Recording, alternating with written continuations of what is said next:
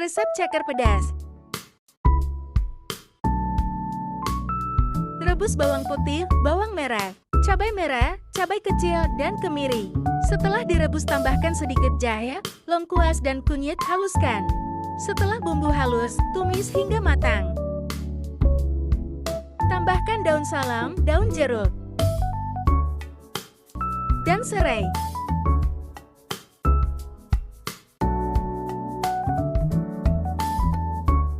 Bumbu sudah matang. Masukkan ceker ayam yang sebelumnya sudah direbus dahulu. Lalu aduk hingga tercampur merata. Tambahkan sedikit air.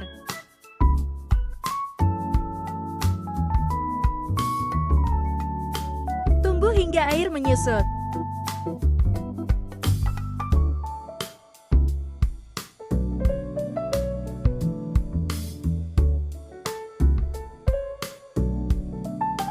Tambahkan gula, garam, dan penyedap rasa.